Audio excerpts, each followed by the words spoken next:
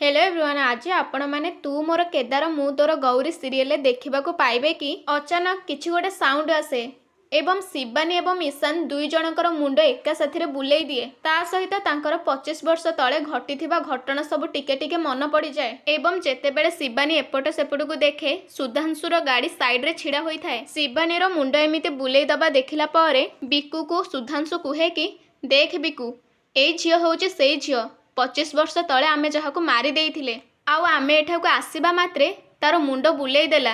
हुए तो तार सबु पूर्व कथा मन पड़ी जाउछि। आउ तापरे पुणी सुधांशु कहे कि दीपू, तू गोटे आज ठारू काम करिबु, ए झियो उपरे तू सबु बेले नजर रखिथिबु। ये कौन करूची, कुआड़े जाउची एवं तार घर कोठी, ए झियो विषय मते सबु किछि जानिबार अछि। आउ अल्प समय भितरे सुधांशु सेठारू चली जाए।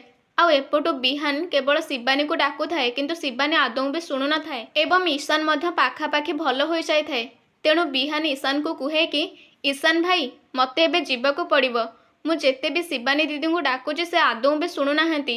हुए तो तांकर किछि गोटे क्षति हेइछि। एवं ए सब सुनिला परे ईशान मध्य ता साथरे जीवाकू कहे एवं दुई जण जाक बाहर जाआंती। किंतु दादू जानि दियंती कि शिवानी एवं ईशान दुई जनक भितर पूर्वर किछि गोटे संपर्क अछि। आउ तापरे भाबिबाकू लागि जाआंती कि एपटे ये स्वप्न देखुची, आउ सेपटे से झियो स्वप्न देखुची।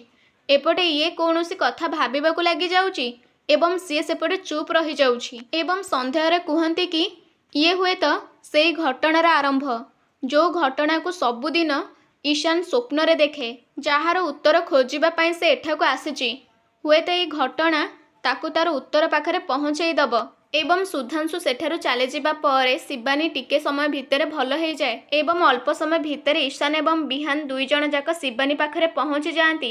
एवं बिहान दौड़िकी शिवानी पाखु जाए आ शिवानी को प्रश्न करे कि दीदी, तुमर कौन हैला, तुम एमिति अचानक किछि कहलनि, चुप हो गल। मु बहुत व्यस्त होइके एठाकू चली आसिली। ताले सांग माने आगु को जानिबा पई चैनल को सब्सक्राइब करिके रखंतु।